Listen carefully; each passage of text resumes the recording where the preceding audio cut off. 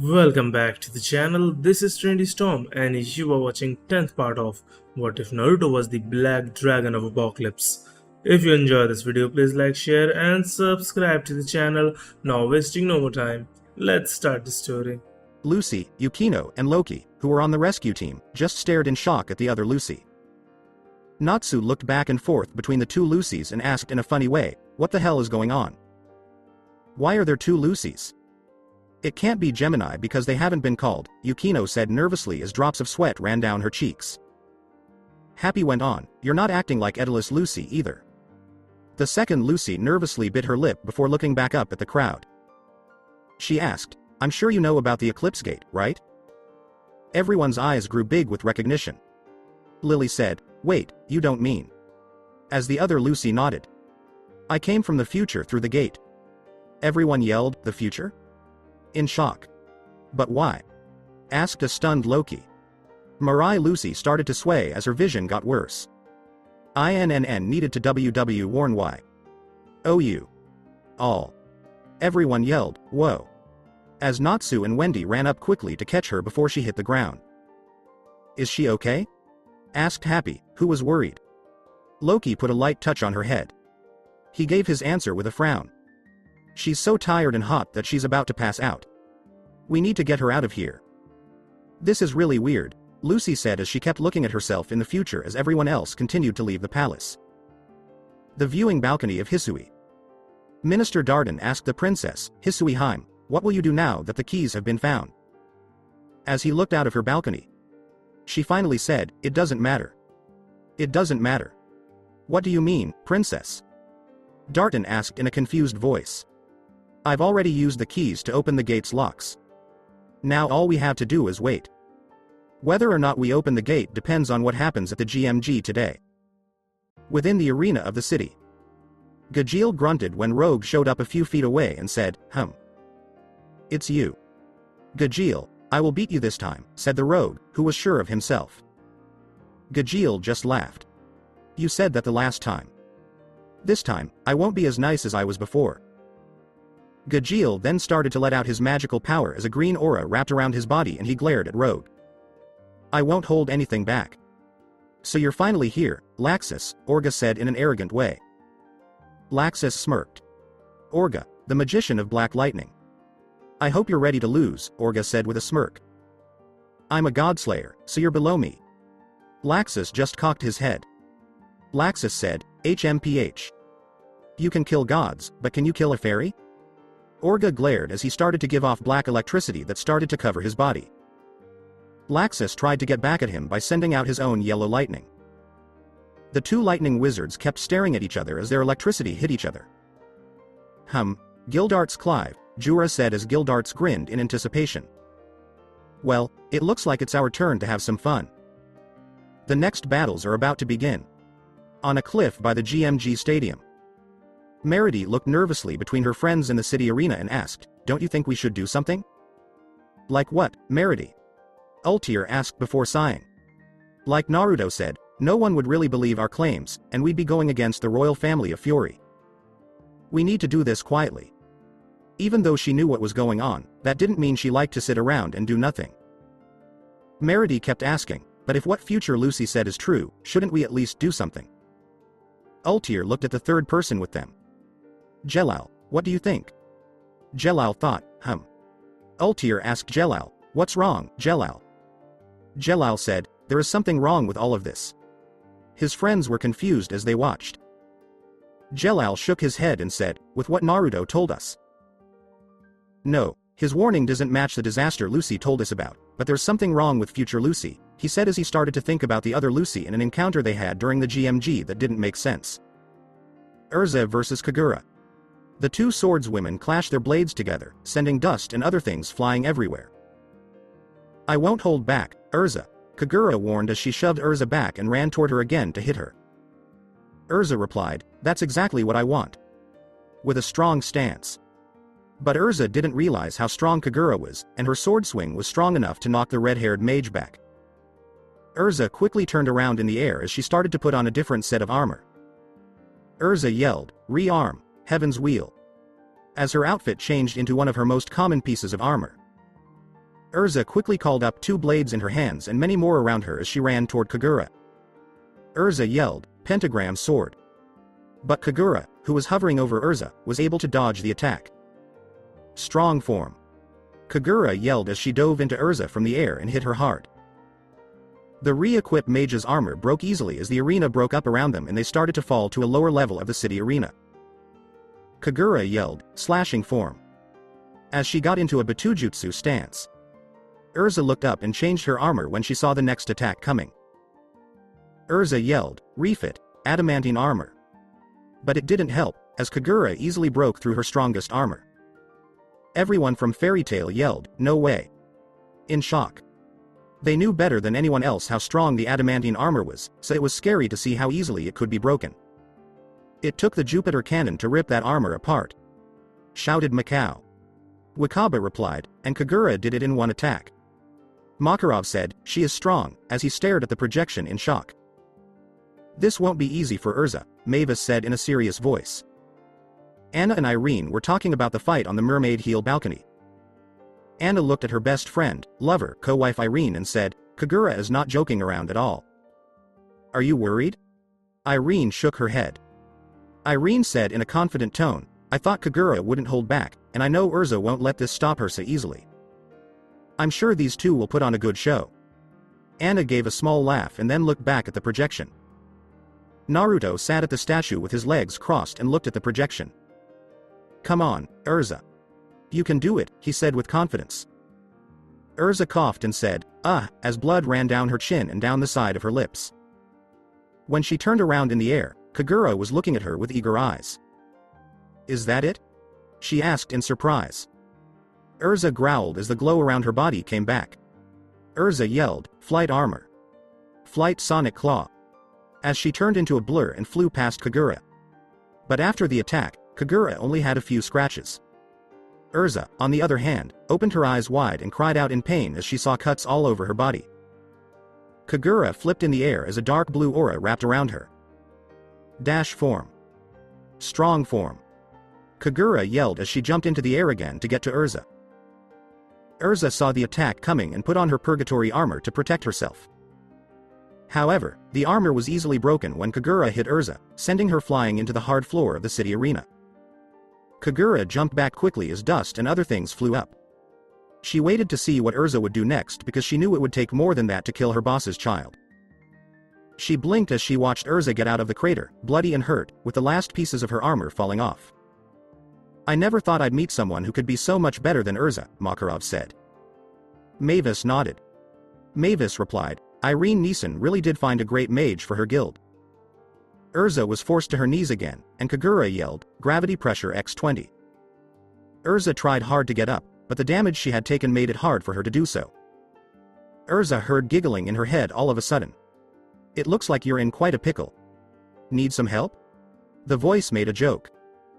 Erza felt a vein pop in her head, and her eyes started to move a little bit.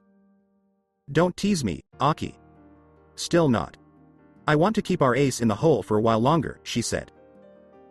Aki just laughed again and again. As you please.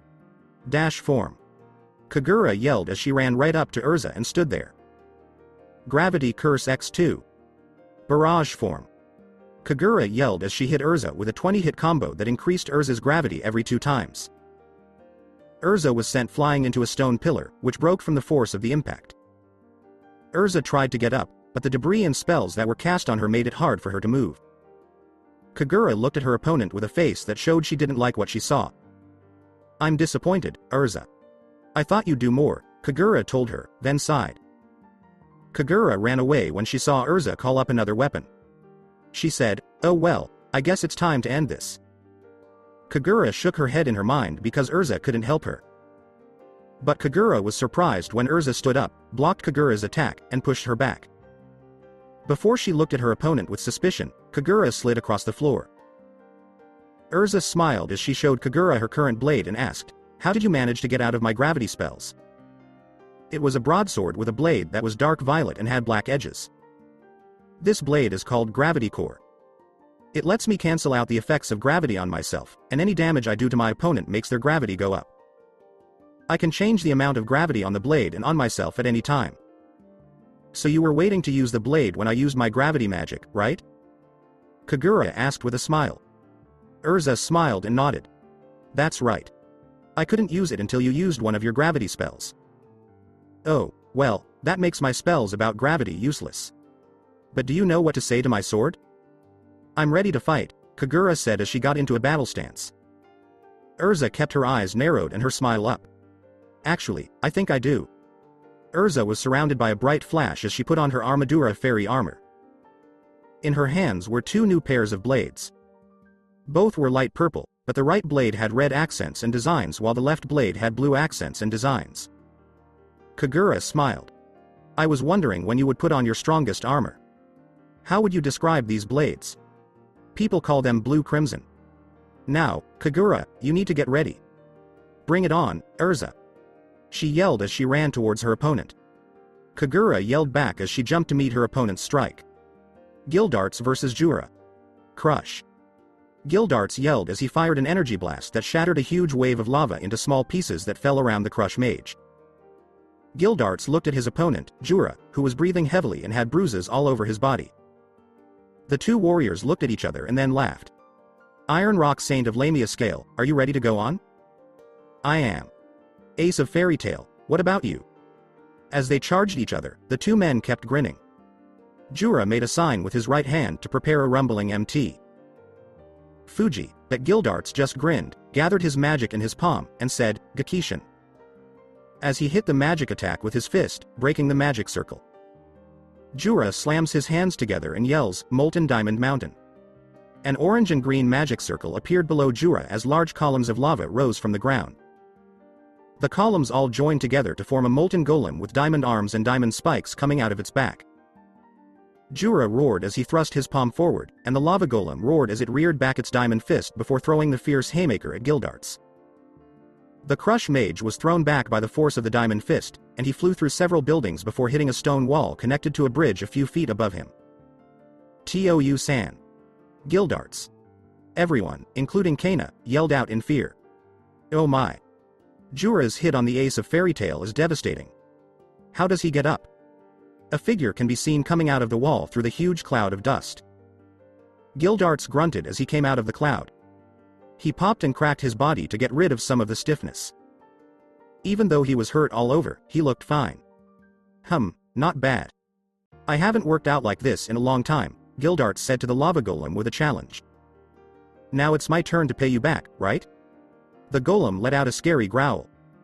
Gildarts raised his fist and focused some of his crush magic into the palm of his hand. The Ace of Fairy Tale closed his fist, and a sphere of magical energy covered it. He smiled at the golem and said, Let's go, Jura. Gildarts yelled as he ran toward the golem, which was raising its hand for another hard hit. As Gildarts was just a few feet away, the golem swung its attack, but Gildarts countered with his fist. The two fists collided, sending shockwaves through the area around them and across the arena as the ground broke apart. However, this stalemate ended quickly as cracks appeared on the diamond fist before it broke completely. Gildarts didn't want to waste any time, so he ran and jumped to the center of the golem and yelled, I'll crush. As he slammed his fist into the golem's chest with a cross-shaped blast. The blast ripped through the golem like it was paper, turning it into tiny pieces of molten rock and diamond. The blast sent Jura flying back, and he hit the floor several times before landing in a crater a few feet away from Gildarts. Jura coughed up blood and held his chest in pain as he did so. Unbelievable. Jura's golem was broken in one hit by Gildarts. This battle looks like it will be over soon, Kabu. Gildarts was standing guard, waiting for Jura to get up. Jura smiled as he started to let go of the last of his magical energy, and Gildarts did the same. Are you ready to finish this, Gildarts? Yeah, it's time to end this, Gildarts said with a smile. He ran forward and jumped into the air until he was just above Jura. As Jura made a hand sign, Gildarts gathered his magical power into his fist again. Rumbling MT. Fuji. Kabutowari. Boom. When the two titans from different guilds crashed into each other, there was a huge explosion and no one could see what happened. WHO will be the last magi standing in this battle of titans? When the smoke cleared, Gildarts was standing over Jura, who had been knocked down. At last. Jura is down. Goldarts gives Fairy Tail a huge lead. That's what I'm talking about, older man. Hooray for Gildarts. Kana cheered for her father. Everyone in the guild yelled at once. Naruto looked at the winning Crush Mage with a smirk on his face and said, "Hey. Gildarts is as strong as ever. I can't wait until we meet again." Gildarts felt a chill go down his spine, but he shook it off as he looked at his defeated opponent. "That was a magnificent fight, Gildarts," Jura said as Gildarts nodded. "Yes, it was." Gildarts turned and started to walk away. "Good luck, Gildarts." Gildarts waved back and said, "Let's meet again for another round." Jura closed his eyes as he rested on the ground of the arena. Yes, indeed. Gray versus Leon. Lion yelled, "Ice make, dragons." As his moving pieces of ice flew toward his opponent. Gray yelled, "Ice make, swords." As he cut through the structures without much trouble. When Leon yelled, "Ice make, rhinos." A group of ice rhinos ran toward Gray. The ice mage from Fairy Tail brought out a huge ice bazooka by putting his hands together. "Ice make cannon." He yelled as he fired his cannon, blowing away the herd that was coming. The area they were in was covered in ice dust, which made it hard for Gray to see where his opponent was. Gray kept his guard up while he tried to figure out where Leon was. He then jumped to the side just as Leon's ice sword was about to hit him. Gray called up his own pair of ice blades as the two of them hit each other several times. The two fought one last time before jumping back and taking a deep breath. Both of them had already been in a fight that had to weaken them, and this fight was much harder because they knew each other's moves so well. Gray said in a frustrated voice, "Even after all this time, we are still completely even," but he couldn't help but smile at his opponent. "It seems like it's always been that way," Leon said in the same way and with the same smile. Gray shouted as he got back up to cast another spell, "I'm sorry, Leon, but I can't afford to lose." "You've read my mind, Gray," replied Leon as the two started fighting again. People in a city a few miles from the capital watched the games on a projector. Unknown to the two men, a certain man was also watching the games. He was about 40 years old and had short, dark blue hair. The scar on his chin and the silver earring on his ear were the things that stood out the most. When the man saw Gray, his eyes started to water and tears started to fall. "Gray, you're still alive. Mika, our son, is still alive. I wonder if he's unlocked your power yet," the man said to the projection as he turned and walked away. He needed to get back to his guild. Dimaria versus Minerva. Minerva cried out, "Gaw!" as she skidded across the arena. She has cuts, bruises, and scrapes all over her body. She gave her opponent a hard look. As she held a broadsword on her shoulder, Dimaria laughed at her hurt opponent. Even though Dimaria had a few cuts and bruises, it was clear who was winning this fight. "Come on, Minerva. Is that all you have?" Dimaria asked. Minerva kept staring as she stumbled to her feet. Minerva snarled, "Not even close." Dimaria smirked. "That's the spirit," says Dimaria. She then dashes forward and swings her sword down. Minerva was able to switch places before the sword hit the place she was in before. The sheer force of Dimaria's attack caused dust and other things to fly around. The blonde Valkyrie turned toward Minerva and swung her sword again, sending a blast of energy at the space mage. As the beam attack was about to hit Minerva, it disappeared and reappeared right next to Dimaria as it exploded. But Dimaria came out of the smoke without even a scratch. Dimaria laughed as she said, "You think beating me with my own attack will help you win? I've trained this body to handle much worse." Minerva moved her arms as a giant sphere appeared above Dimaria and several large boulders appeared right above the blonde mage's head.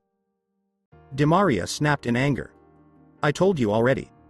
Childish attacks like this won't work on me." Dimaria shouted as she easily cut through the falling debris. She then looked down and saw a magic circle of golden light in the area. She turned around to see Minerva's mean grin. Minerva yelled, "Try to stop this. Neil wield Mion.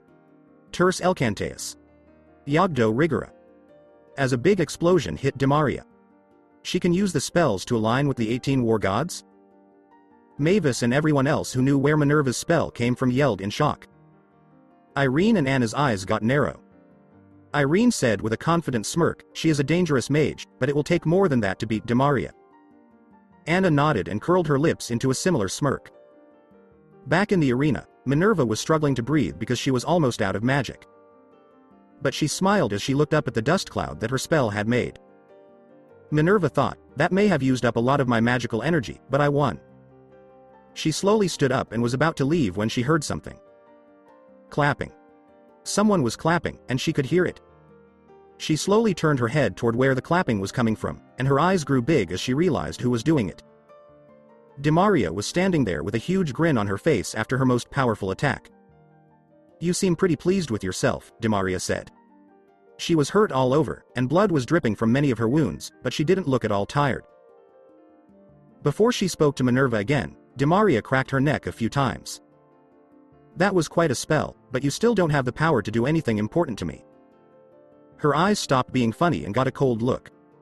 She said, now to end this, and then everything seemed to stop for a second, and Dimaria was gone. Minerva blinked when all of a sudden she was covered in cuts. Minerva kneeled down and coughed up blood. She turned around and saw Dimaria standing on top of her. She coughed, what the hell did you do? Dimaria smiled in a tease way. Sorry. Secret. I'm surprised you made it through my first attack, but this is it. Everything stopped again, and then Dimaria came out from behind Minerva as blood came out of her shoulder. Minerva had to blink a few times before she fell. Minerva is down. Point to Mermaid's heel. Dimaria smiled as she limped forward. She was sweating and breathing hard, and she had a smile on her face. Damn, that was a lot of work. Even after all my practice, I can only use my age seal about 4 or 5 times to stop time for a few seconds each time. Even though I've only used it twice, I'm already tired. I hope I can take it easy for a while. When Dimaria heard footsteps coming toward her, she stopped. Gildarts Clive came around the corner and made her eyes widen. Gildarts asked with a smirk, oh, so I'm fighting the warrior queen now, am I? Dimaria just muttered a curse under her breath and then smiled at Gildarts as she called Durandal. She asked herself, I really have bad luck, don't I? Before she lunged at her opponent. Laxus versus Orga. Laxus yelled, Raging Bolt. And shot a yellow bolt at his opponent. Orga grinned and yelled, 120mm lightning cannon. As a black arc of lightning shot out of his hands. When the two lightning strikes hit each other, a blast of yellow and black lightning went off in all directions. After the lightning and dust stopped, Laxus and Orga stayed standing and looked at each other while smirking confidently. It looks like you fairies aren't just talking, Orga made fun of them. Laxus chuckled. Laxus replied, HMPH. If that impressed you, you haven't seen anything yet. At that moment, he was surrounded by an aura of lightning that looked like a second skin on his body. Lightning mode, Laxus said in a low voice. Orga looked unimpressed. As he was surrounded by a black and yellow aura, Orga said, it's about time you took this seriously. I'll be nice and show you who the best lightning mage is.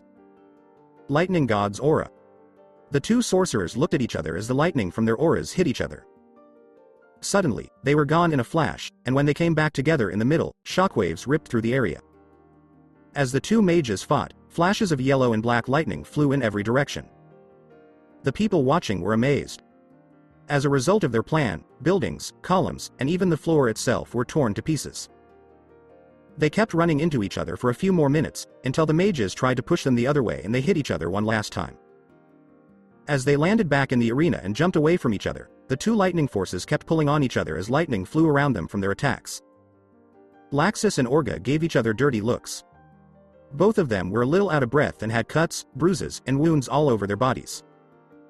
As they kept staring at each other, the sun slowly went down, turning the sky a deep amber orange. Orga said as his magical aura exploded outward, K. At least you have some skill. I'm glad this fight won't end too soon. I'm having too much fun. Laxus just laughed. You're still full of yourself, huh? Is that all you can do, talk big? Laxus made fun of him as he let out even more of his magical power. Let's keep going, Orga, he said. The two lightning mages charged at each other again. Gajeel versus Rogue. Gajeel yelled, Tetsuryukan. As his changed arm slammed into Rogue. When he hit a stone wall, the shadow dragon gasped. Rogue coughed up blood as he fell back to his hands and knees on the floor. Are you done yet? Gajeel asked. Rogue grunted as he slowly stood back up. Give up. You can't get stronger in one day. You couldn't beat me with your partner. What makes you think you can face me now? You're alone, and you're not as strong as Natsu Dragneel. As Gajeel stared at the half-risen Dragonslayer, he felt a few veins pop. What did you say? At the same time, at the royal palace. Natsu had a scowl on his face and was tapping his arms with his fingers while his arms were crossed. Geez, this is a bunch of crap, Natsu said loudly. Everyone else just let out a sad sigh. Loki said, I never thought it would be so easy to get lost. It's a shame. Mira said in a happy tone, this is quite a problem. We were supposed to get out of there as soon as possible and get in touch with everyone, Lily said with frustration. Natsu said with a wild look in his eyes, we could always find some soldiers to fight and just ask them where we need to go. The rest of the group shook their heads. Mira told Natsu, no, you can't. We can't have the whole castle on us, and there's no guarantee they'll tell the truth. Plus, our guild is in the GMG right now. We shouldn't give a bad impression of our guild, Mira said in a happy voice. Wendy's face got hot when she heard that. I think that choice has been thrown out the window a long time ago, she said in response. Lucy thought, as she looked at her future self. Loki tried to cheer up his mage by telling her, Lucy, you don't have to worry so much about that. Lucy nodded with a smile. Yeah. Loki proudly said, even if there are two of you, I can love both of you. As he pulled a bouquet of flowers out of thin air. No one did anything but shake their heads. Carla told him, you're an idiot. Turn it down. The other Lucy said as she started to move around. Happy said as everyone gathered around the duplicate Lucy, look, she's waking up. Happy asked, are you okay, other Lucy? Mirai Lucy asked, where am I? In a confused and lost way. I'm not sure, but I think we're in the dining room of the castle, Mira said as everyone looked around. Mirai Lucy looked nervous because she was still in the castle. So we are still inside the castle? She asked out loud. Yukino asked Mirai Lucy-san politely, do you remember anything from when these things happened to you, or at least some of them? Mirai Lucy hummed as she touched her head. I think we got away from the Hell Palace before the royal guards caught us again, she said. That's lame. Why didn't we fight back? Asked Natsu, annoyed. Mirai Lucy replied softly, we ended up back at the Eclipse Gate, so we couldn't use magic to fight. Well, that's a bummer, Natsu and a few others said in a frustrated tone. When I said, we were sent back to prison until that time, everyone shook their heads. That time? They asked at the same time. When Mirai Lucy's eyes got big, Mira Jane asked, do you mean the opening of the Eclipse Gate? How did? Yukino told them, Wendy's dad told us. He said that someone is using the royal family to open the gate. Even more confused, Mirai Lucy looked. She asked, who is Wendy's dad? Everyone looked at her like she was crazy. Yeah, didn't you meet him? I don't know, but it doesn't matter. We need to talk to the royal family, stop them, and change the worst case scenario. What is this worst thing that could happen, Mirai Lucy? The viewing balcony of Hisui. That person told me that all we have to look forward to is despair. On July 7th, 10,000 dragons will fly over Fury and destroy the whole country until there is nothing left. Can something like that happen? Darton asked with a frown. Hisui said, that's why we'll wait for the GMG results. If they match what that man said, we'll have to open the gate. Go back to the rescue team. When people heard about the disaster that would hit the capital and the rest of the country in a few hours, they could only gape. The same terrible thing that Naruto had told Wendy would happen. But the last thing they thought would happen was a group of dragons that would destroy the whole country of Fury. Natsu yelled in a funny way, That's. Are you fucking kidding me? Happy also screamed, I can't believe it. In shock. Lily tried to calm down the two screaming people by saying, calm down, you two. Shouting won't change this terrible situation. 10,000 dragons will destroy the country, Mira said as she looked down and thought.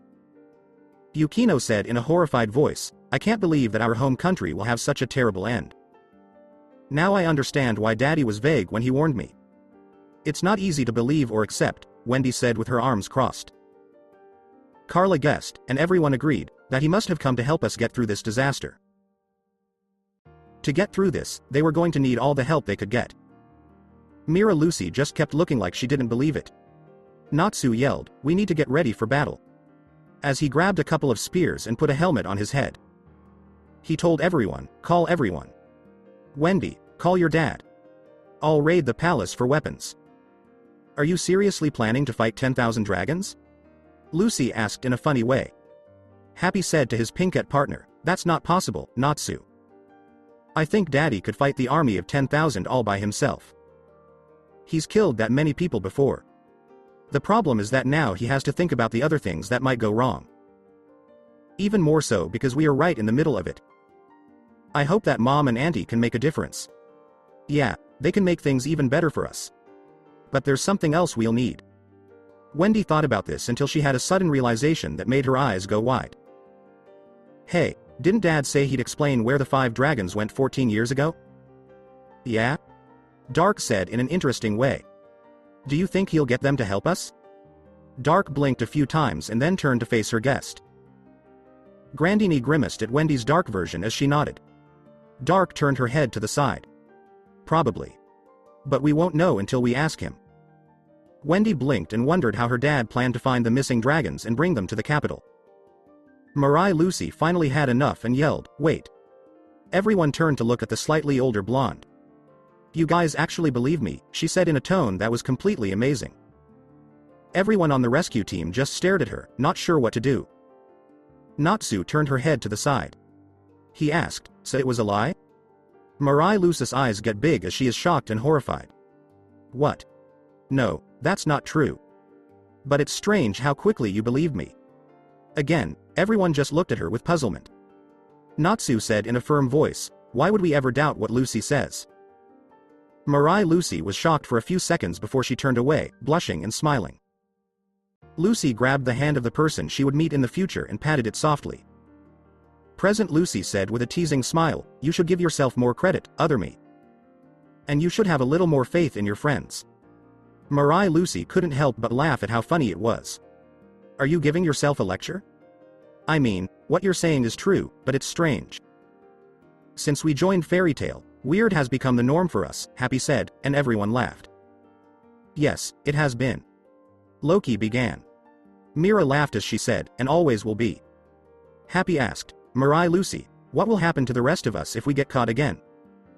When Mirai Lucy looked at her lap, her face turned grim. Everyone could tell that the girl was in a sad mood. Mirai Lucy then felt 2 smaller hands grab hers. When she looked up, Wendy was giving her a sympathetic look. "We all died, didn't we?" Wendy asked in a sad tone. When Mira Lucy looked at the younger versions of her friends, she bit her lips and shook. All the other people could say was, "Damn." What else could they say when they learned that everyone had died? Dark said in a sad voice, "Well, that's a bit of a downer." Wild Grandini looked sad when she heard that her daughter had died in the future. "I remember waking up from what felt like a long sleep or maybe a coma. I don't remember how long it had been. It could have been days or maybe even weeks. What I do remember is waking up to the sight of hell. The ground was on fire, and stones and trees were melting from the heat. Smoke burned my eyes and skin, and the sky was blood red to match the hellish field below. All I could hear were the dragons' roars as they continued to destroy the land below them." Everyone looked shocked as Lucy and Yukino put their hands over their mouths in shock. "That's awful," said Mira in a sad voice. Natsu asked, "So how did you use the gate? Didn't you need the celestial keys to open it?" "After wandering around for a few days, I found the gate. When I got there, I saw that it had already been opened. I went through the gate, and now I'm back where I started." July 4th, X793. July 4th? Mira asked out loud. "You have been here for several days?" Loki asked. Present Lucy asked past Lucy, "Why didn't you come earlier to warn us?" Mirai Lucy didn't agree. "The date was already set before I used it, and I don't know if anyone else used or planned to use the gate." Before they looked at Mirai Lucy, everyone turned to look at each other. "We need to leave this place and talk to Jelal." Mirai Lucy nodded. "I confronted Jelal and told him everything. He said he was going to talk to someone, and I think it was Wendy's dad." Everyone nodded. Present Lucy thought, "That makes sense." Wendy said, "I'll send him a message through our link, and hopefully he'll think of something once we leave here." Everyone nodded in agreement. Mirai Lucy looked at what she was sitting on. I'm sorry, I don't have a plan. Other than not opening the gate, I don't know how we can stop this. Natsu knelt down next to the blonde and put his forehead on hers. Don't worry so much about it. We'll come up with something. We always have. Thank you for giving us a chance to save our present and our futures, Natsu said sincerely. Mirai Lucy looked shocked at first, but then she started crying softly while muttering. Thank you. Everyone else in the room smiled at the scene. While Gajeel fought Rogue. Rogue was on his hands and knees and breathing hard. Gajeel gave his opponent a mad look as he looked at him from below. Are you done lying? I think you said I was weaker than Salamander. Do you want to try that again? Rogue, said Frosh with worry. Rogue thought to himself, maybe this is why you joined Fairy Tail. Gajeel glared at his defeated opponent and growled, what? I don't know if you remember, but I used to look up to you. I used to go by the name Rayos. Gajeel blinked at this. The name sounded familiar because he remembered a brat who was always following him, but his early days in Phantom Lord were mostly a blur. Plus, nothing interesting happened that he could even try to remember. I heard that you joined Fairy Tail after Phantom Lord was dissolved. I couldn't believe it. Why would you join the guild that destroyed your old one? It didn't make sense. I started to hate you and made it my goal to beat you. But now I understand why you got so strong. Rogue's eyes soften and a small smile curls on his lips. Fairy Tail gave you friends, a family, a reason to get strong, and a cause other than yourself to fight for, Rogue said with a scowl as he thought about his own guild. Unfortunately, Sabretooth doesn't think that way. Companions and friends are seen as a problem and should be gotten rid of. You were right to call us hypocrites. We said that power was everything, but we kept our partners safe from everyone. It's only now that Sabretooth is changing. Looking back, I don't know what I'm fighting for anymore. Gajeel was angry, and Rogue turned his head to see it. Gajeel snarled, you really are an annoying jerk, and you know it. Rogue opened and closed his eyes. What? Gajeel asked Rogue, who looked even more confused, you heard me. Tell me the frog is not your friend. Frog? Frosh agrees, someone in the stands said. Back in the arena, Rogue finally realized that Gajeel was talking about Frosh. Frosh is a cat. He said in response. Gajeel just raised an eyebrow and grinned in a way that was annoying. Technically, he's an Exceed, right? Rogue looked at Gajeel and then smiled. Yeah. You are pitiful, Rogue, a dark voice spat out of the blue. Rogue's head snapped up when he heard the voice. Where the hell is your Dragonslayer pride? The voice went on. What? Rogue thought, still not sure what was happening. He kept looking to the left and right to find out where the voice was coming from. Look ahead. The voice said again, the enemy is right in front of you. As Rogue looked at Gajeel, he just kept looking confused and wondering if he was going crazy. Enemy. But Arg. All of a sudden, Rogue held his head in pain and screamed in his mind. Kill Gajeel. Yelled the voice. What? Rogue moaned in surprise. Kill Gajeel. Shut up. Kill him. It was always going to happen to you. Shut up. What are you doing? Rogue yelled as he looked around frantically for the voice he had been hearing in his head. Here. Rogue stopped and slowly turned to look at his shadow, where he saw an eye staring at him in a wicked smile. I am your shadow, he said. Naruto and a few others sat up because they felt something happening. Naruto said with narrowed eyes, there's a bad magical force in the arena. It's coming from where Rogue and Gajeel are. Not much longer and it will all be over. Back with the rescue crew. Mirai Lucy yelled, this way. And the rest of the group moved quickly in that direction. Natsu asked, how do you know that this is the right place? Mirai Lucy answered without looking back, I needed to know the right way to get away from the royal family. Yukino yelled, we still need to talk to Princess Hisui. Lucy nodded, almost forgetting about it with everything else going on. I promise we'll talk to her, but we need to get back together with the others first. This is a lot more complicated than we thought, Wendy said. Everyone else agreed, even Yukino and Lucy, since the situation had taken an unexpected turn. Suddenly, a group of soldiers from the royal army came around the corner of the hallway that the team was running down. One of the men yelled, there they are. Capture those who got away and those who broke in. The royal army again? Several team members yelled in frustration. Mirai Lucy was confused and asked, but why? They shouldn't have been here. Did someone know that people would walk down these halls? Who though? And how did they guess what they would do? The rescue team came up behind Lucy, Mirai Lucy, and Yukino all at once. Wendy called up her blades and said, forget it. We'll just have to fight them again. As she went into her Satan soul, Mira said, right. Loki told Lucy, Mirai Lucy, and Yukino to stay back because they were after them. His fists were glowing gold. Natsu grinned as his fists caught fire. I'm very excited. Gajeel and Rogue are back. Gajeel yelled, Gaw. In pain as the now possessed Rogue hit him again with a hard blow. Several members of Fairy Tail yelled, what's going on? When they saw what was happening. Gajeel. Levi called out in alarm. When Makarov and Mavis saw the murderous look in Rogue's eyes, their eyes grew narrow. Something that no one has ever seen. Makarov finally said, something is going on, and Mavis nodded to agree. He's being controlled by something, Mavis said as Rogue hit Gajeel with another attack. Makarov glared at the projection. Makarov asked in a curious way, will Naruto step in? Mavis kept looking at the screen and then said, maybe. Let's wait and see how this plays out. Naruto kept watching the fight and thought about whether or not he should step in to get rid of whatever evil force was controlling Rogue.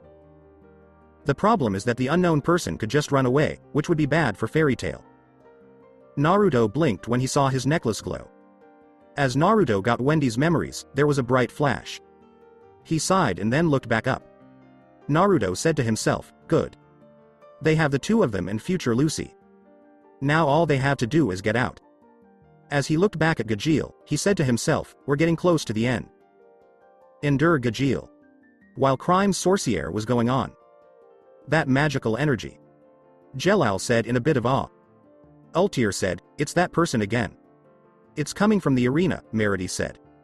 Yes, and it's the same one we have been feeling, Jella said, shaking his head. No, to be more specific, it's the magical energy I was looking for on the third day of the games. Ultir and Merity looked sad as they thought about what Jelal had said. Ultir said, no, it's not future Lucy. She's too far away to do anything. Jelal nodded. There's more to what future Lucy said their partner. Ultir and Merity looked at their partner with confusion. She said she got there on the 4th, but we were following someone on the 3rd, which means. Jalal's voice trailed off as Merity and Ultir's eyes widened in horror. That means that someone else came from the future. Jelal nodded. That's right, and I think that same person is using the royal family to get what they want, but what could they want? Jelal mumbled to himself. The sudden burst from the arena made the three mages jump a little. What in the world? They said. When everyone turned, Gajeel was eating the shadows. Gajeel has eaten the shadows? Everyone from Fairy Tail yelled in shock. He actually took on a trait that isn't iron, said Mavis, who was impressed. Just like Natsu with Laxus's lightning, Makarov said as he looked at Gajeel's new form and gave it a critical look. Naruto laughed at this new turn of events. An iron shadow dragon, Naruto said with a laugh. Not bad. Gajeel versus Rogue. How did you do that? Rogue, who was stunned, asked. Gajeel's new form was a big change from his old one. His skin had turned a dark gray color, like the iron scales on his back. But it was much smoother, like a second skin instead of armor with scales, and it glistened blue and silver. His hair was messier, and shadows seemed to be coming out of the strands and even from his body. Last, his eyes were all white, but they had a blue tint to them. Gajeel gave his opponent a dangerous smirk. If Salamander can do it, there's no reason why I shouldn't be able to, too, the Iron Shadow Slayer said before suddenly disappearing, reappearing next to Rogue, and giving her a nasty right hook. The possessed Rogue yelled, what? In shock, then melted into the shadows to avoid getting hit again. Gajeel didn't miss a step as he used his own shadow to follow Rogue. Evergreen was shocked and yelled, they disappeared? Freed turned his head away. No, they didn't go away. They merged with the shadows. Soon, everyone could see two different shadows crashing into each other, but it was clear that one shadow was stronger than the other. Freed looked over at his other friend. Bixlow, can you tell which one is Gajeel? He asked as he tried to keep track of the two shadows in the projection panel.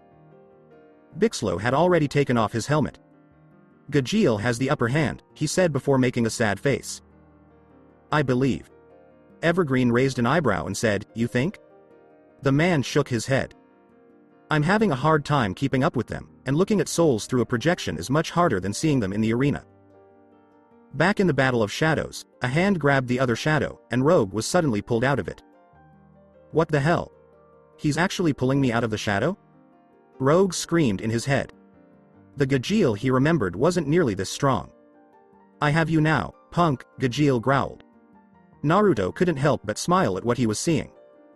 Huh, he just got the power over shadows and can easily merge with them and drag Rogue out as if he's had it for years.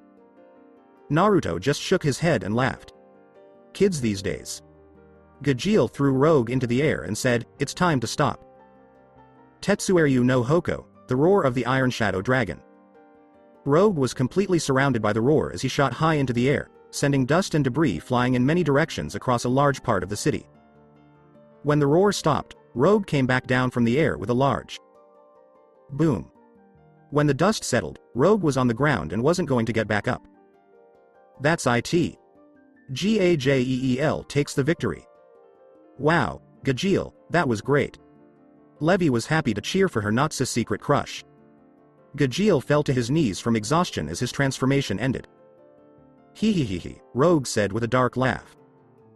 Gajeel heard this and glared at his opponent, who was on the ground. What's so damn funny, you weirdo with too much stuff? He snarled at Rogue, but the possessed Rogue just kept laughing. So this is as far as the current Rogue can go, huh? What? Gajeel didn't know what Rogue meant when she said, I don't know what's wrong with me. Gajeel saw a black shadow leave from under Rogue and quickly vanish. The shadow went away. What's the meaning? Gajeel thought to himself, I wonder if Naruto knows anything about this. Stop. Gajeel looked up and saw Frosh standing in front of Rogue with its arms out and tears in its eyes.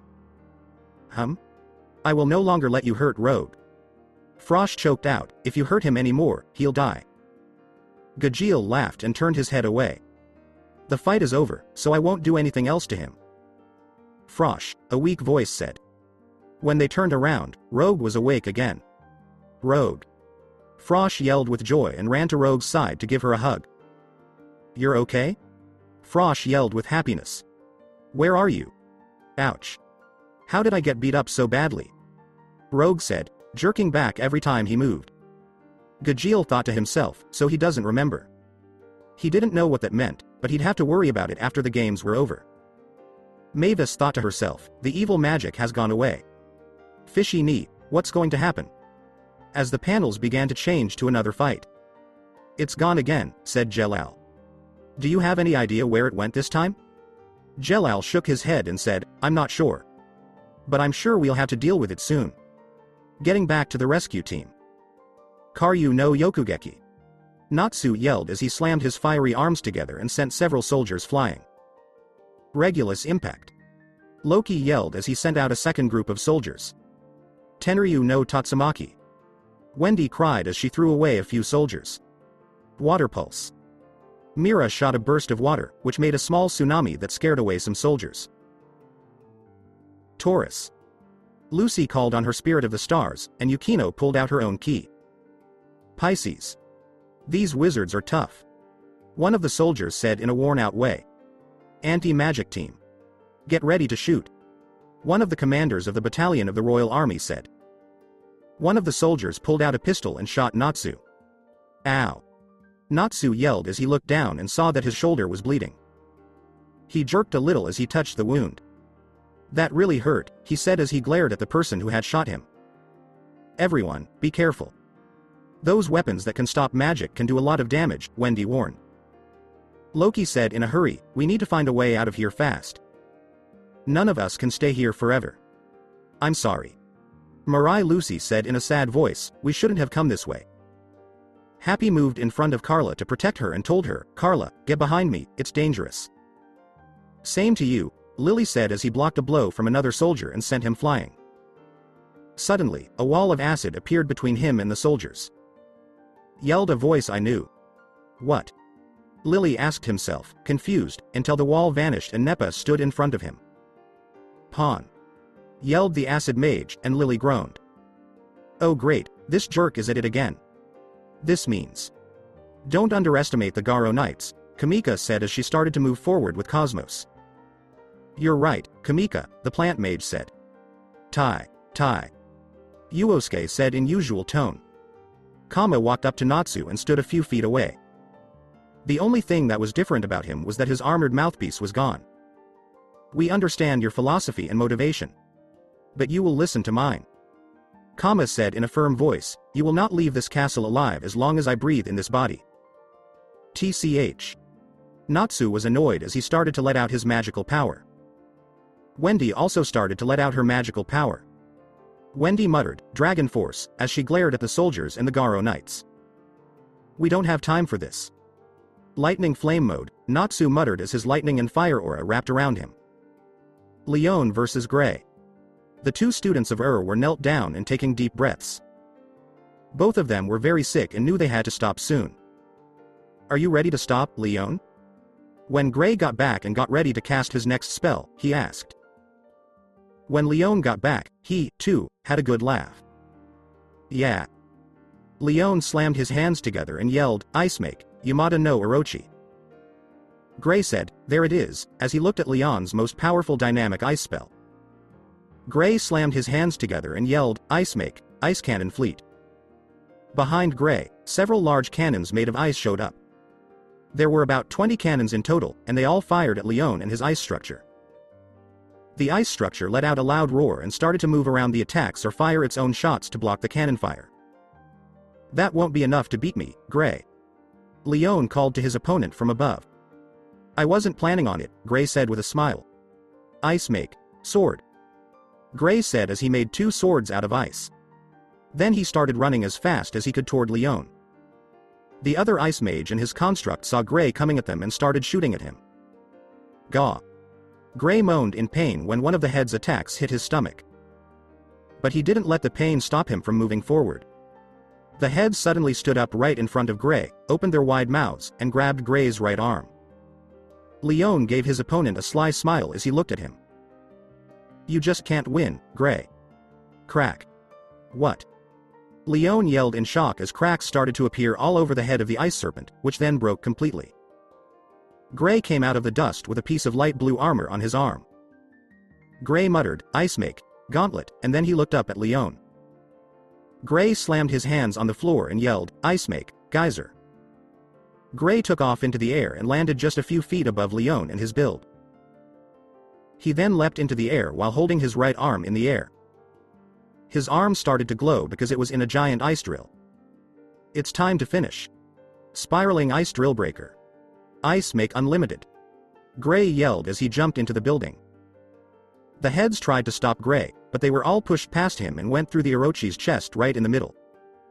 As soon as the drill went all the way through, there were cracks all over the building. What? Leon yelled, and then a blast of ice and dust surrounded both mages. Gray, Leon.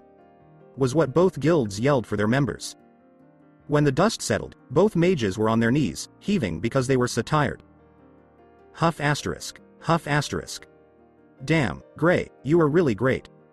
Leon said this as he slowly stood up. Gray gave his opponent a worn-out grin. So are you, Leon, he said as he also stood up. Is that it, Gray? Gray nodded and said yes. Yeah. Gray said, Ice Make, Cold Excalibur, and a big sword appeared in his hands. Ice Make, Dual Katana.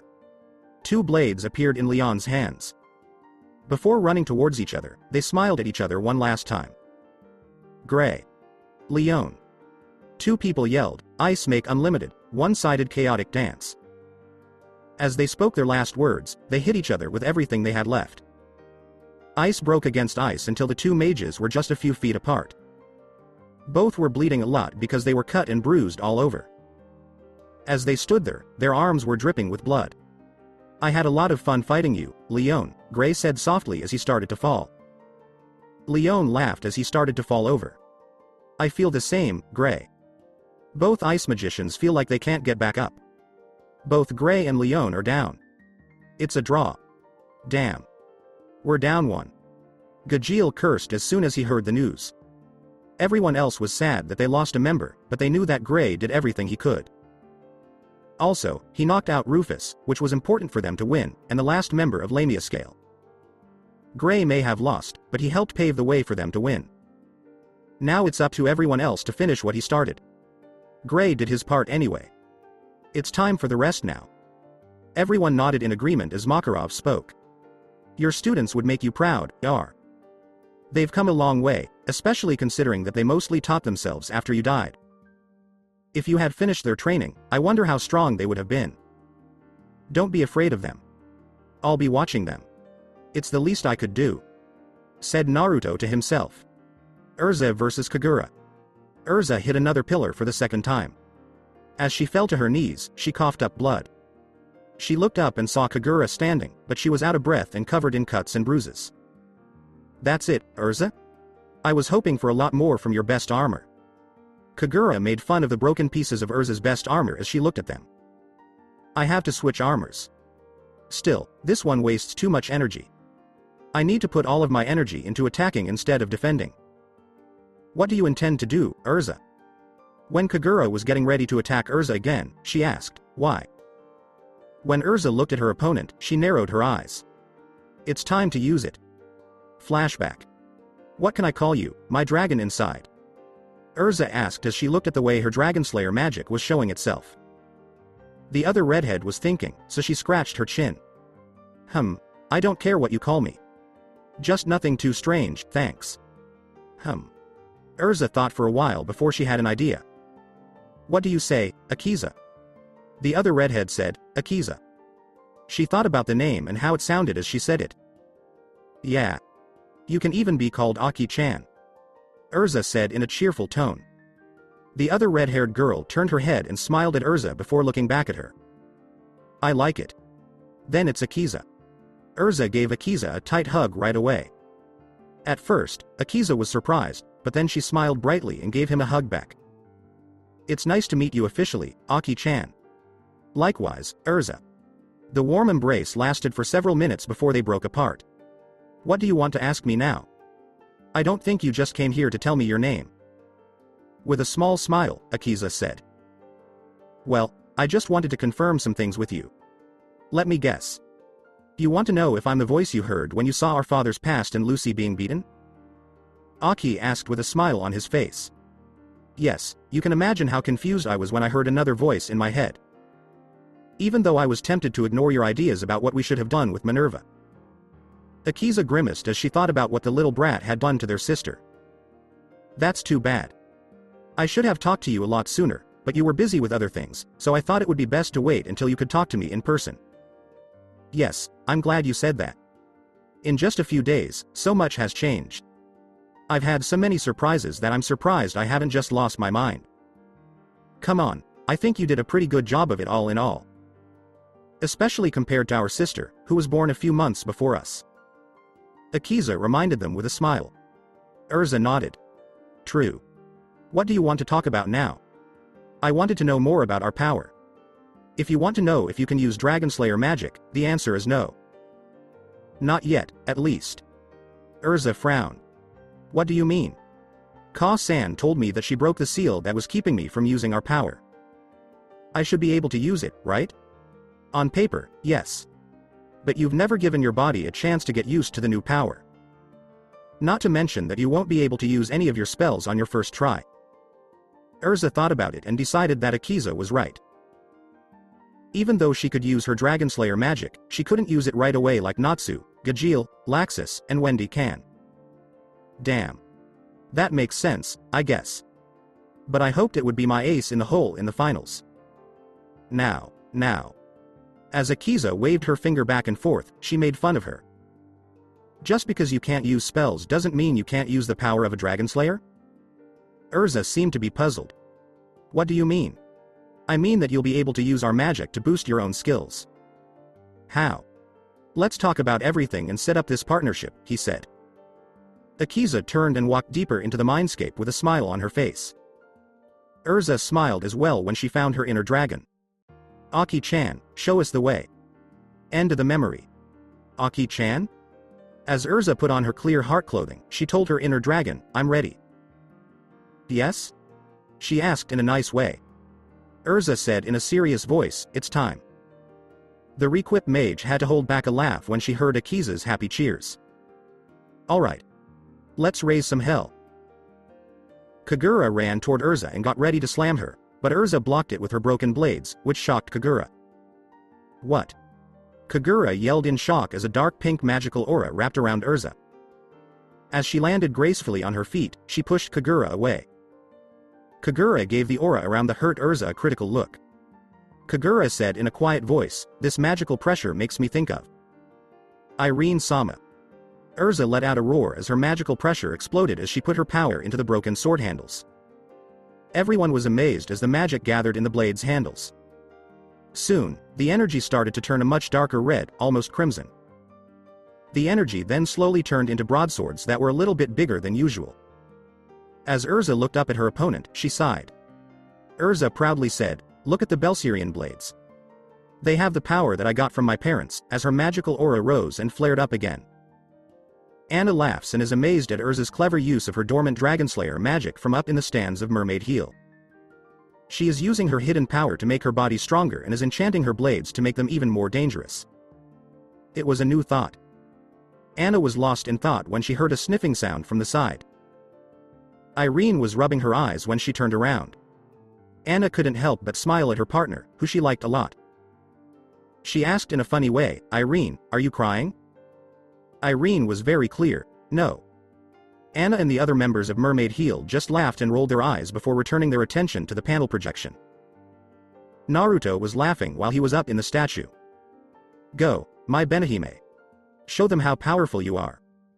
Erza and Kagura look at each other and then the redhead dashes forward with a burst of speed that surprises Kagura. Erza then hits Kagura with a powerful roundhouse kick that sends her into another stone column. Arg. Kagura grunted in pain. Everyone in Fairy Tail and a good number of the other people shouted, Go Erza! In support of Titania. Kagura jumped out of the stone column quickly as she smiled excitedly at Erza. Dash form. That's more like it. Kagura yelled as she charged at Erza in dash form. But, to her and her guild's surprise, Erza was able to stop Kagura's dash and is now pushing her back. What? Kagura yelled in her head. Kagura is actually being overpowered? As Kagura jumped back, she was eventually pushed back. Not bad, Kagura said with a smile before getting serious. That won't be enough to beat me, though. Barrage mode. Erza gave the challenge a smirk. Erza yelled, Belserian Barrage. As she started to block Kagura's attack with both of her magical blades. Kagura landed a few feet away from Erza. As she ran again toward Erza, she charged her sheath blade with magical energy. Blade form. Kagura slashed down with her blade. Double Belserian slash. Erza fought back with a slash attack of her own. Both mages were able to hit with their attacks, even though the force of their attacks sent them in different directions. Kagura muttered, Arg. As she looked down and saw a wound in the shape of a cross just below her chest. She coughed up some blood and then laughed when she saw Erza, who was hurt, get back up and keep fighting. It had been a while since someone outside of her guild had been able to push her to this point. She now has a rival besides the best players in her guild. Someone who can get her to do what she's going to do. Great, Erza. I expected the same. Since you pushed me this far, I'll give you a rare chance. Erza became wary as Kagura raised her blade and started taking off the seals that were tied around the handle. With Mermaid Heel, everyone in the guilda except Anna and Irenea felt a chill go down their spines and their eyes widen in horror. Beth yelled in shock, Wait, Kagura-chan, you can't. Risley also yelled, You know it's dangerous to let go of your knives. Then everyone turned to Anna and Irene and looked at them pleadingly. They all yelled, Mistresses, you need to stop them. Anna and Irene both smiled at the other people in their guild to make them feel better. Irene told her group, Girls, you need to calm down. I believe in Kagura and I believe in Erza. When the girls turned back to the projections on the panel, they didn't look like they were fully convinced. Erza, get ready, because I can tell that sword is holding back a lot of magical power. When it comes out. Erza quickly called up a new sword. This broadsword was light green with a silver-gray handle. There were blue markings on the blade and near the hilt. Erza said, I know, as she put her Dragonslayer aura into her new blade. Kagura yelled, Ha! as she charged at Erza with a magically charged sword. Erza yelled, "Now! Rune save!" as she tried to cut Kagura's blade. Kagura knew right away that something was wrong, and she moved to the right at the last second. However, Erza was still able to cut the aura around the blade. Kagura's eyes grew wide as she felt some of the power leave her blade. She quickly gave it as much power as she could and let it go before Erza could seal it up again.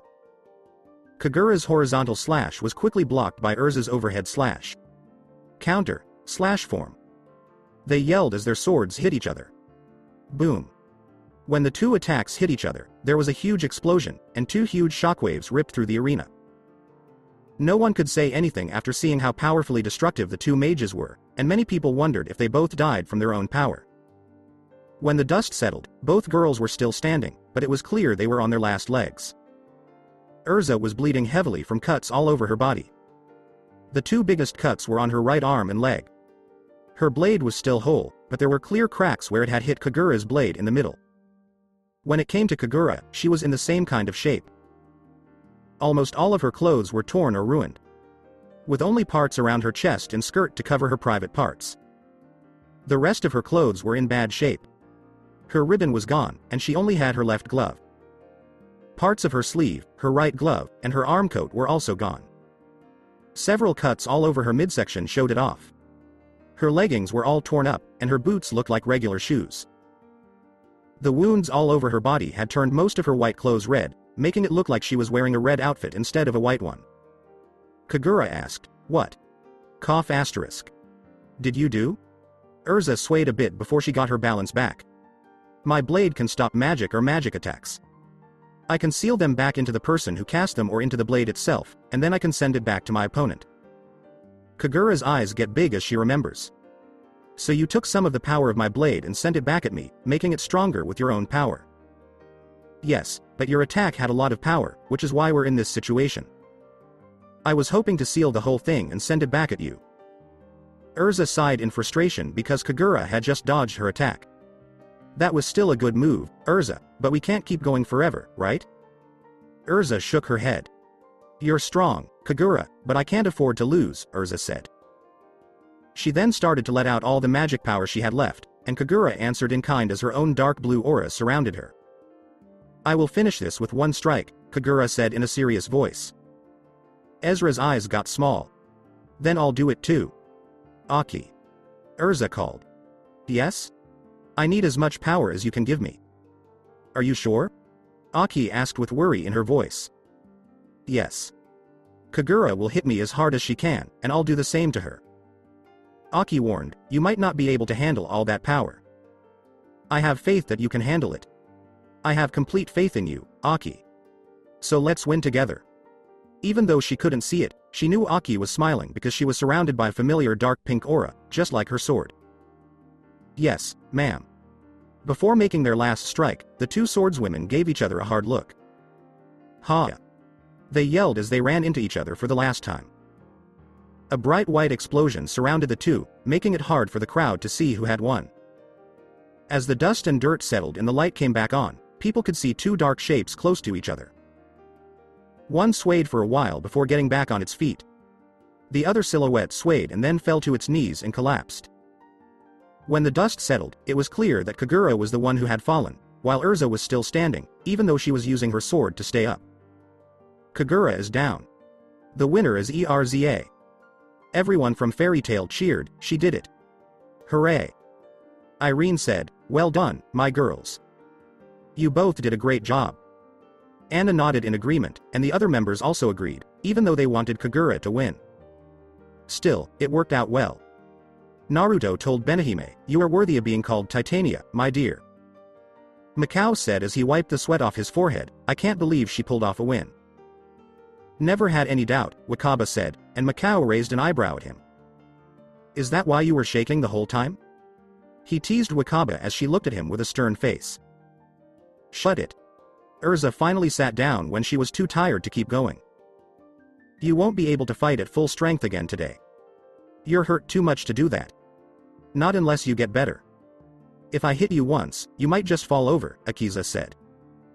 "I just need to rest for a little while and hope I can get strong enough to help," she said. she looked up and saw that the sky was starting to turn dark blue. "Fine," said Akis with a sigh of amused exhaustion. "Just take it easy for now, and congratulations on winning. You stuck with it like a champion and won." Erza gave a small smile, even though it made her wince a little. "Thank you. But we know we still have one more problem to solve." "Indeed." Laxus versus Orga. Orga groaned in pain as he glared at his opponent and said, "Gah." Laxus was a little out of breath as he kept smirking at Orga. "You were talking a lot before, so why aren't you talking now?" Laxus teased. "Did your bravado finally go away?" Orga glared at the blonde mage and growled, "Why do you?" But Laxus quickly cut him off. "If you don't have anything else to offer, you might as well give up because you're just wasting my time." That was the last thing Orga could take, and he finally broke. Orga yelled, "You bastard. I'll show you who's wasting their time." As a giant yellow and black aura of magical energy exploded from his body. Laxus's eyes got smaller as he felt Orga's power keep getting stronger and his body start to change. His magic aura changed into a fiery red, and his hair turned blood red. Orga sighed and smiled confidently at Laxus as he looked at him. "God force," he whispers as he looks at Laxus. "Here's what you wanted to see, now fall," Orga growled as he disappeared in a flash. "Gah." Laxus moaned in pain as Orga hit him with a vicious hook and sent him flying. Several fairy tale mages yelled, "Laxus!" in alarm. Orga tried to smash him into the ground, but Laxus used his knee to block the attack. Laxus tried to land a left hook, but Orga jumped back to avoid it. Laxus then flipped and skidded to a stop as he glared at Orga and yelled, "Raryu no Hoko." Orga grinned as he disappeared and slammed an elbow into Laxus's side. This sent Laxus flying again, but Orga then reappeared above Laxus. The God Slayer tried to hit Laxus with an overhead hammer attack, but Laxus blocked it by crossing his arms as shockwaves tore through the ground below him. Laxus was almost knocked over by Orga's attack, but the lightning god quickly went away. Laxus felt something grab his collar as he watched Orga start to spin him before sending him flying into one of the many statues in the capital. Orga made fun of him by asking, "What's wrong? Where's your tough talk now?" Laxus helped him get up by pushing the broken statue off of him. Laxus was a little out of breath and had a lot of bruises and cuts on his body. Orga grinned as he started to gather magical power in his hands. He yelled, 10 million volt Vari. As Laxus roared, Raging Bolt. The two attacks hit each other, but Orga's power was strong enough to break through Laxus's Raging Bolt. Laxus was able to get out of the way of the Volt Vari quickly, but then Orga appeared in front of him. The God Slayer grabbed Laxus by the face and lifted him into the air as his hands started to crackle with electricity. Then, with a loud boom, Orga slammed Laxus hard into the ground. Laxus. His guildmates, especially Makarov, yelled in alarm. Laxus didn't move, and his eyes were shut. Orga laughed at the man who had just lost.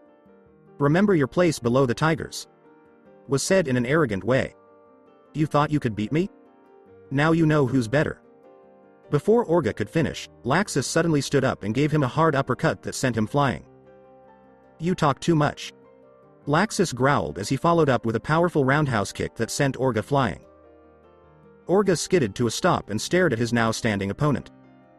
"You can't win. You're nothing but a second-generation Dragonslayer who didn't do his job right. You can't match my power."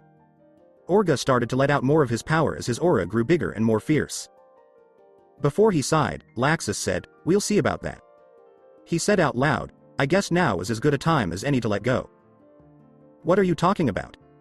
Laxus asked his opponent. "Are you going to bring out that pet of yours? Even if you did, it wouldn't be able to save you." Laxus said, "Not exactly. I'm saving Zeke for the last battle, but that doesn't mean he won't help me in this one." Orga asked in surprise, "What are you talking about?" Laxus merely smirked. "Instead of telling you, I'll show you," said Laxus as he started to growl and let out more magical energy. All over his body, yellow electricity started to dance. But something changed as Laxus's magical pressure kept getting stronger and stronger. Everyone was shocked when, all of a sudden, blue lightning started coming out of Laxus's body. Everyone yelled out in shock, "Blue lightning?" They have never seen anyone emit blue lightning before. In fact, a Zinigre is the only creature that has been seen to have blue light. People in the arena all of a sudden realized how Laxus got his blue lightning. Laxus gave Orga a smirk that was a challenge. Laxus said, "You really think I didn't eat any of his lightning?" That was one of the reasons I lasted as long as I did against him, even though we were pretty much even for most of our battle, as his magical aura and the two lightning auras began to change. But after I saw what Natsu did with my lightning, I decided to make my own. Suddenly, the two lightning auras merged into one. But what stood out the most was that lightning was no longer blue or yellow. Instead, it was now. The lightning just turned green? Almost everyone yelled in shock, awe, and amazement. No, not green. More like yeah. Mavis began. Naruto ended by saying, Emerald. Emerald lightning mode. Laxus roared as his magical aura exploded outwards and then quickly vanished. Laxus showed up right below Orga as he hit him hard in the gut. Gah. Orga threw up, and blood and bile came out of his mouth. Laxus gave Orga a quick kick to the face, which made him slide a few feet before he stopped. Orga was angry as he started to run toward his next target. Like a change of color will change anything. Laxus chuckled. Look at who's talking. Before yelling, 25 million volt Vari. Orga growled. Laxus started charging his emerald lightning into his right arm, which turned into a huge halberd. Raryu no Haudengeki, Lightning Dragon's heavenward halberd. Laxus roared as he threw the huge lightning structure. The two attacks hit each other at the same time, but to everyone's surprise, especially Orga's, the halberd tore through the Volt Vari and went straight for Orga. What? Orga yelled in shock because he didn't have time to move out of the way before the halberd hit him straight on. Orga was then surrounded by a huge electrical explosion. Laxus is now overpowering Orga. Orga jumped away from the explosion and gave Laxus an angry look. Raijin no Dogo, which means lightning gods bellow. Orga yelled, and a huge bolt of black lightning shot straight toward Laxus. The Emerald Lightning Mage just laughed and said, Raryu no Hoko. Again, the two attacks hit each other, but Laxus's roar was louder than Orga's bellow, just like the first time. Orga quickly moved to the side to avoid the roar, but when he looked down at Laxus, he got a smirk, which made him even madder. Black Judgment. Several black lightning bolts fell from the sky. Laxus jumped, ran, and moved quickly to get away from all of the black bolts. The lightning bolts stopped all at once, and Orga appeared in front of Laxus with a big lightning hammer. Thunder Hammer. Thinking quickly, Laxus shouted, Raryu no Hoken. When the two attacks hit each other, shockwaves of black and green lightning tore through the area around them and the area around them. Orga jumped into the air and put his arms over his head. The electricity in his arms made them laugh. Thunder Slam. Electro Ball. Laxus yelled in order to stop the attack. The two attacks made another explosion happen. Two streaks of lightning flew out of the smoke and started to hit each other. One would hit with a punch, and the other would kick. This back and forth went on for a few minutes, until they were standing next to each other and breathing hard. Both were very badly hurt, and their changes were flickering. Both of them knew that the next attack had to put an end to this. Orga let out a loud roar as black electricity shot out of his body and destroyed parts of the area around him.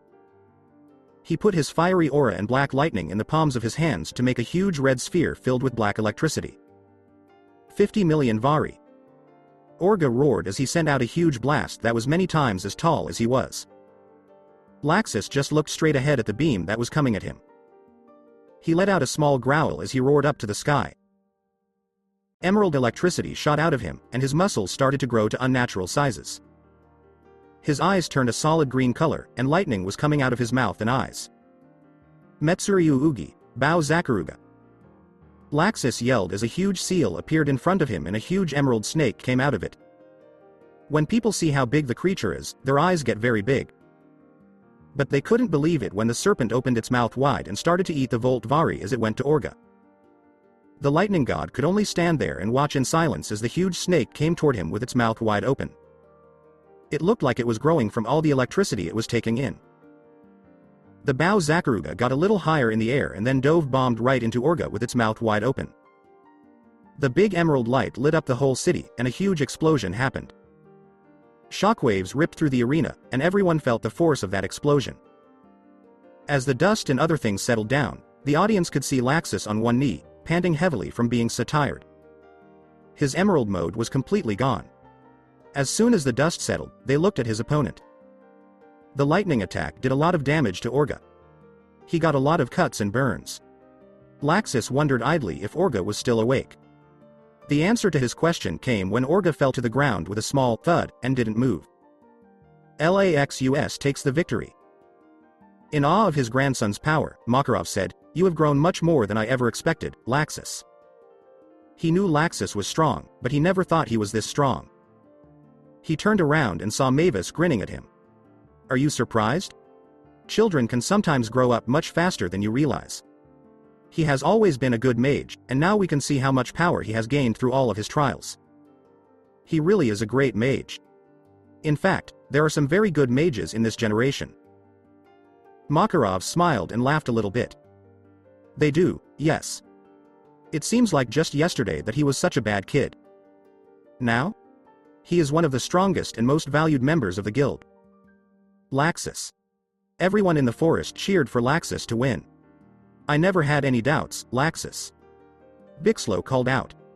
"The Thunder Legion is very proud of our great leader." Freed yelled, and tears of happiness ran down his face. Not bad for a man-made killer. He did the best he could with what he had. He deserves to be called Dragonslayer. Naruto said something nice as he checked the time. It was 10:20. "Not much time is left," Naruto said as he turned back to the arena. Dimaria versus Gildarts. Dimaria yelled as she slid away from her opponent a few feet. "Well, Dimaria-chan? Is that all you've got?" With a smirk, Gildarts asked. As she started to use her magic, Dimaria laughed. "Not even close." Dimaria cried when Gildarts was surrounded by a number of bladed weapons. Gildarts whistled as he looked around at all the blades around him. Deja vu. Erza can do the same thing. Gildarts said something. Dimaria smirked. "Let's see you handle mine." All of the blades flew straight at Gildarts all at once. The Ace of Fairy Tail laughed as he started to use his magic. Crush the pulse. Gildarts sent out a gray shockwave as all the blades broke into pieces. Dimaria put her sword in front of her and crossed her arms to protect herself from the pulse's shockwaves. She looked up and saw that Gildarts was laughing at her. "Well, I have to say that yours are much faster. But it always ends up the same." Dimaria smirked as she raised her blade and narrowed her eyes. A familiar golden light enveloped Buster Slash. Dimaria yelled as she pushed herself down, sending a huge wave of energy straight for Gildarts. Gildarts put his hand behind his back and punched while yelling, "I'll crush." When his fist hit the arc of energy, a crossblast came out of it.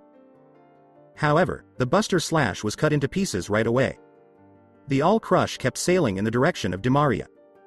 But all of a sudden, everything stopped, and Dimaria was right below Gildarts' right side, which wasn't guarded. "What?" Gildarts yelled when Dimaria's sword started to glow again. Buster Slash. Dimaria yelled as the attack hit Gildarts straight on, and both of them went up in flames. Gildarts and Dimaria were sent back to where they came from before their ship came to a stop. Gildarts breathed lightly. He had a big cut on his right side, and his right arm and the top of his right leg were burned. Gildarts looked over and saw Dimaria on one knee, using her sword as a support. "Damn it," Dimaria swore. She sighed and slowly got back up as Gildarts waited for her to continue the fight. When Dimaria looked up, she saw that Gildart was happy. "Sugoi. Before, I didn't know how you did it, but now I do. You have the power to stop time." Dimaria felt herself freeze. "But it looks like it's hard on your body and your reserves to do it. So if you have to use it, you usually have to finish a fight as quickly as possible, right?" Dimaria gave a huff of irritation and a smirk of surprise. "Gildarts Clive, you really are a dangerous man. Fairy Tail's Ace is a name that fits." Then, Dimaria put her sword forward so that it pointed at Gildarts. "But I'm still going to win." There was magic all around Dimaria and her sword. Gildarts laughed as he got ready for the next attack from the blonde Valkyrie. "You can give it a try." Buster stab. Dimaria yelled as she ran toward them. Gildarts waited until the last second before he tried to dodge her Dimaria's attack with a sideswipe. Then he grabbed her outstretched arm, flipped over his head, and hit the ground hard. As a crater formed from the collision, a strong shockwave shot out from it. After the attack, Dimaria coughed up blood, but it didn't help much because Gildarts raised his fist and hit her in the stomach. Gakishin. The crater Dimaria was blew up in a huge silver magical energy geyser. The members of Mermaid Heel yelled, "Dimaria!"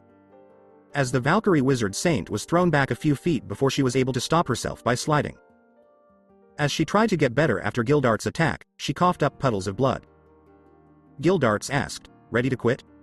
"Not even close." Dimaria yelled as she started to let go of the last of her magical power. Soon, a black and yellow explosion surrounded her and made everyone go blind. When everyone could see again, they were all surprised at how Dimaria had changed. Everything below her body is covered by a black bodysuit with golden yellow lines that make strange patterns all over her body. Her face was no longer visible, except for the area below her nose, which was much paler. The only sign of her eyes was a golden, beady orb, and her dark gold hair floated up in a way that drew attention to her eyes. "Look at my full strength. Kronos is the god soul," Dimaria proclaimed in a semi-monotone voice. Gildarts raised an eyebrow when he saw how his opponent had changed. "God take over?" he asked. "Surrender, Gildarts. You can't beat a god." Gildarts just couldn't stop laughing. "A god? Don't make me laugh," he jokingly said. "I have to face the personification of the end of the world. And think about that. This is a piece of cake." Gildarts said this as he let go of his magical power. His body was surrounded by a huge gray aura, and only his silhouette could be seen. Gildarts didn't know it, but Naruto laughed out loud at that last comment. "Let's put an end to this." Dimaria said this as she put her magic power into her sword. Gildarts put his fist up as time stopped once more. But because she had already used Age Seal several times, she could only keep it going for a few seconds before time started over again and Dimaria appeared right below Gildarts. Gildarts threw his fist down at the same time that Dimaria swung her sword. "All crush. Buster slash." They yelled as they did their last attack. A huge explosion of gold and gray came from the collision, sending shockwaves through the city arena again. When the dust settled, Gildarts was standing over Dimaria, who had fallen to the ground. Dimaria is down. Gildarts has won. Mermaid Heel is down. "Oh, we were so close," Beth said with a sad tone. "Don't worry. Even coming in third isn't so bad." Risley gave him hope. Everyone, including Beth, nodded when they agreed. "Yeah. It's great to be thought of as the third strongest still." Anna and Irene couldn't help but laugh at what their guild was up to. Then Anna spoke to everyone and said, "They all did so well. You all did, too. I'm very happy with you girls." Anna preached with a tone of pride. Irene nodded in agreement. "Yes. We're proud to be called the mistresses of Mermaid Heel." "Thank you, Anna-sama." All of the girls said, "Irene-sama," as they bowed to their mistresses. Back in the arena, Dimaria woke up and looked up at Dimaria, who was standing over her. She knew she had lost, and even though it was frustrating, she can't deny that she fought hard. "Damn, Gildarts, you are a freak of nature." Gildarts gave a snort. "The same could be said about you. That fight was great, Dimaria. If you hadn't been so tired, you might have been able to win." Dimaria laughed and smirked. "Ha. The same thing could be said about you. But I wouldn't mind if we played again someday. So what do you say?" "Same goes for Jura. You tell me when and where, and I'll meet you there," Gildarts said as he turned around and started to walk away. "See you in a while. We need to win a tournament." At the same time, people in the stadium were getting antsy because Fairy Tail was so close to winning the GMG. Even the teams that had lost were cheering for Fairy Tail. Only Sting of Sabretooth is the last mage opposing Fairy Tail. "What do you think, Ujima-san?" Fairy Tail is nearly the winner. To face an entire team Kabu seems like a big chance." "True, but Fairy Tail is down one member, and they're all very hurt." "Everything is true, Ujima-san. Let's see if Fairy Tail can bring home the win." "Victory," said Warren in a shocked voice. "We are so close," Nab said, shaking all over. Jet said, "I never thought I would see this day." "Are right? We were always at the bottom of the list," Droy said with tears in his eyes as he bit into a cooked chicken leg. "Bacchus. It's too early to party yet." Max yelled at him even though he was crying. They all said, "But we're so close." Yeah. There's only Sting left. Romeo muttered. While Sting was singing. I thought you guys would be able to beat a newcomer. It's just one of the many things that made me look up to you guys. Sting said to himself as he stood up and fired a shot into the sky. The explosion was like a big firework in the shape of the saber-tooth symbol. I'm here right now. So come get me, Fairy Tail. He said with excitement. As Sting waited for his last opponents, he walked out into the open field. He didn't have to wait long before the Fairy Tail members showed up. This is quite a show. I've always wanted to fight you all, and now I get the chance. Sting said with a tone of excitement. Quite you blabbering. This is the final battle. So let's get this done. Gajeel grunted out. Sting had a laugh. Point taken. Now, since you're all still hurt, you can all attack. It will just make things even. You shouldn't underestimate us, Sting, Erza says as she leans on the stick she was using as a walking stick. Sting gave a slight nod. I'm not. I respect you all. Because of this, I must beat you. I'll show Lecter how strong I am and beat all of you. As he turned into her Dragon Force form, Sting shouted. I like that kind of attitude, said Gildarts. Gajeel growled, we'll see about that jerk, as he went into his Iron Shadow mode. Erza told Sting, give us your best shot.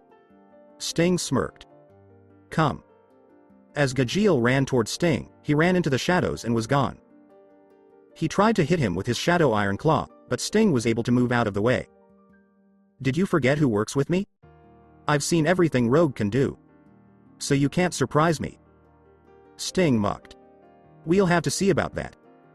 Gajeel shot back as he came out of the shadows. Iron Shadow Sword, Tetsueryuken. Gajeel yelled as his arm turned into a metal blade and Shadow reached out to hit the White Dragon Slayer. Sting grabbed the outstretched arm and pulled Gajeel toward him. The Shadow Iron Slayer was able to get away in the darkness, but Sting just smiled because he knew that would happen. He put his hand up in the air as a pale white glow came off of it. Flash the palm. Sting shouted as he hit Gajeel's shadow with his fist. Gaw. Gajeel screamed as he jumped out of the shadow and covered his eyes. But as Gajeel was lifted into the air, he soon felt a tight vice grip on his throat. He looked through his blurry eyes and saw Sting's arrogant smile. Now I have you. Sting mocked. Raryu no Hoko. Sting's eyes got bigger when he heard the spell go off. He let go of Gajeel and jumped away as a roar of lightning went by where he had been standing. He turned around and saw Laxus staring at the blonde. Don't forget that you're fighting a team here, Sting, Laxus told him. Sting was about to answer, but Zeke stomped into the area where he was, making him jump again.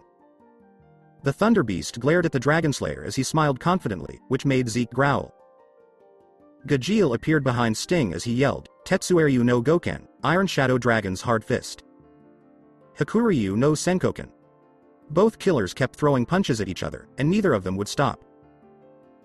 Gajeel had a slight edge because of his two-element form, but Sting was able to match him blow for blow and slowly get the upper hand because Gajeel was hurt. Sting had to jump back to avoid Zeke's lightning strikes, which came in arcs. Raryu no Hoken. Laxus yelled as his lightning fist construct went off. Hakuryu no Hori Baresu. Sting fought back, and when the two attacks hit each other, an explosion went off. Gaw. Sting screamed as the Zinogre's claws went through his sides and a part of his arm. Iron Shadow Club, Tetsueryukan. Gajeel called on something as he hit Sting from a few feet away. Gajeel and Zeke tried to attack him again, but Sting got back up quickly. Holy swords. He yelled as he pushed both of his coming opponents back a few feet. Come on, give it your best shot. Zeke growled and sent out a huge bolt of lightning. Raryu no Hoko. Laxus bellowed. Tetsueryu no Hoko. Gajeel roared. Sting used as much magic as he could and let out a roar. Hakuryu no Hori Baresu. When the four attacks hit each other, they caused an explosion that made it hard for the mages to see their opponents. Gajeel fell to his knees when his Iron Shadow mode was taken away. When the dust settled a little, Sting showed up right in front of Gajeel with a magically powerful fist. Holy Nova. Metsuryu Ugi. Sting roared as he hit Gajeel in the stomach, which caused a bright explosion and sent him flying. Gajeel hit the ground hard, and he couldn't get back up. The guild members yelled, Gajeel. Levy was the loudest. 1 down. Only 4 left. Sting was loud. Sting jumped back, and Zeke pounced on him quickly. Zeke's claws just missed Sting. Zeke growled as lightning flashed all around him. In an instant, he pounced on Sting's right shoulder and cut it. Zeke turned to continue to scratch Sting. Sting quickly turned around and hit Zeke in the face with a roundhouse kick. Heal. Mutt. Sting mucked. But Sting didn't have time to brag because Zeke used his tail to hit Sting in the defenseless chest, sending him to the ground for letting his guard down. Zeke slid a few feet and then stopped, growled, and got ready to hit Sting again. Sting was about to get, but he stopped when he felt electricity dancing around his body. Why the hell is this happening? What have you done to me? Sting glared at Zeke and asked. The Zinigray made a sound with its throat that sounds like a sneering laugh. The name of it is Thunderblight. It stops your body from moving for a certain amount of time, which depends on how hard you were hit. Based on that bruise, you might be stuck for about a minute. But that makes me feel good. Let's see how you do with this. Erza said as she walked up to Sting's exposed side with a magically glowing katana blade. Belsirian slash. Erza was crying as she attacked. At the point-blank attack, Sting could only say one thing. As a dark violet explosion surrounded him, he said, shit. Boom. When the smoke cleared, Sting was on his knees holding his bleeding chest, but he still looked ready to fight. Erza was wobbling on her feet. Arg. Damn, that hurt a lot. Sting said with a tone of surprise.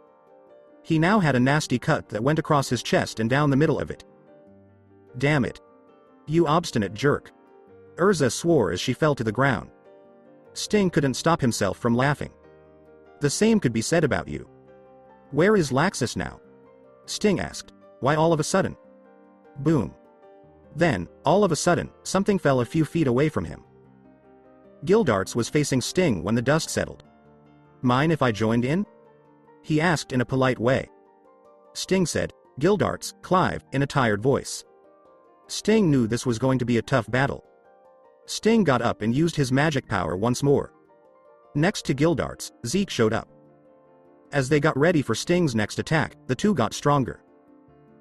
Gildarts said, hurry up, Laxus, as Sting lunged. Back in time. A few hours before the finals. I want you to do something for me, Gildarts, Laxus told the ace. Gildarts seemed interested. What's that? I want you and Zeke to distract the enemy for a few minutes if we are all together in the last fight and we lose 3 people, Laxus said in a serious tone. Gildarts' eyebrow went up in surprise. What's this thing for? You could say it was my last chance to end the fight. If it doesn't work, you'll be the only one left to help us win. The final chance. Laxus explained. Gildarts hummed. So all I have to do is make sure I don't lose until the last fight and give a diversion? Seems easy enough. Gildarts smirked. I'm in. So, how do you plan to end the last fight? He asked in a curious way. Laxus began, well. As he rubbed the back of his head. End of the memory. Gaw.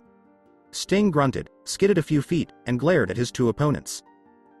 Zeke got a few cuts, but none of them were too bad. The same goes for Gildarts, who barely moved from where he started. Who or what you throw at me doesn't matter. Tonight, I'll be the one who wins. The winner is Sabretooth. Gildarts gave Sting a smirk. You're wrong about that. I could have put an end to this by myself. But I had to keep you busy so my teammate could win. Suddenly, feet away from the 3 of them, a golden light started to shine. What in the hell? Sting was shocked. Finish it LAXUS. Gildarts was yelling. Take this, you fool. Fairy law. Laxus yelled as a magic seal with the fairy tale sign appeared below them all. Soon, a bright gold light filled everyone and everything around them. Everyone had to close their eyes because the light was so bright. Zeref made that magic, or at least the first version of it. Fairy law is a better version of it. If the caster sees someone as an enemy, that person will lose their magical power and their will to fight. A spell with a lot of power. But it's one that can be fought back against if you know how. Said Naruto to himself.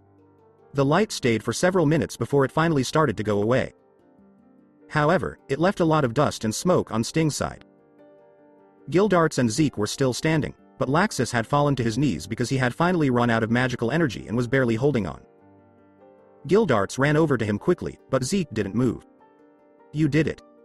Gildarts said something nice. "Yeah." Laxus hiccuped. "Finally, it's over," they said, and turned when Zeke started growling. "What is it, Zeke?" From the smoke, a familiar voice said, "Not yet." "What?" The two were shocked to say. When the dust settled, Sting was standing shakily and staring at his opponents. Neither of them thought it was possible for someone to still be standing after being hit by fairy law. Hell, Jose couldn't fight anymore after getting hit by it. Sting smiled a little at them. "I still can fight." Laxus's eyes got narrow. "Damn it, just go to sleep." Laxus yelled out of anger. Gildarts walked forward because he was ready to fight. Sting kept moving slowly toward them. "I have to stand up for Lecter. Must keep fighting. Move forward." Fighting. Sting then started to stumble and fall. Fig. HT. Ing. "You're the best, Sting-kun. You can now rest." Sting thought he heard Lecter say something. Lecter. "Gomen, I can no longer fight. Did I make you happy?" He thought to himself. "You were amazing, Sting-kun. You are the best and always will be." Lecter gave a cheer. "Thank you, reader." Sting thanked them as he finally fell, smiling. As soon as a winner was chosen, everyone began to cheer. "It's finally over. Fairy Tail is the winner. Princess Tail, Princess Tail, Princess Tail." Listen to those cheers. Kabu. Congrats, Fairy Tail, for becoming #1 again. Good job. All of you. Miliana was amazed by Fairy Tail's victory. "They really are amazing," she said. Everyone agreed by nodding. "Yeah, they are," said Kagura as Risley held her up and the other team members helped the others who had fallen. Fairy Tail did a good job.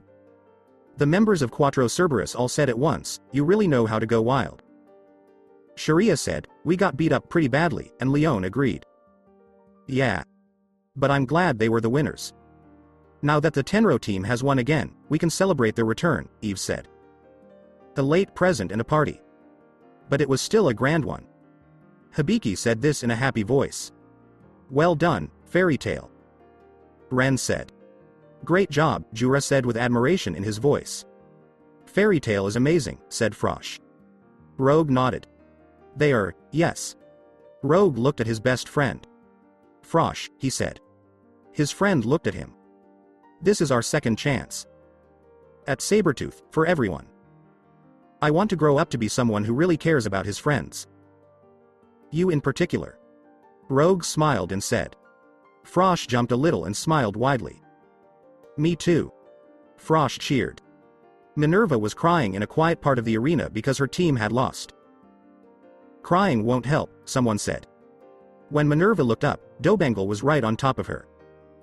Minerva wiped her face and gave him a small glare as she did so. She said, "We lost," in a sad voice. Dobangle nodded. "Yes. But this loss helped us make something strong. An important thing." Minerva looked both confused and interested. She asked, "What's that?" "We turned into a real team. Sabretooth was together for the first time. We still lost, though." Minerva tried to remind him, but he just shook his head. "Because we still need to learn a lot." Dobangle then reached out to help Minerva. "So are you just going to lie there and cry, or are you going to do something?"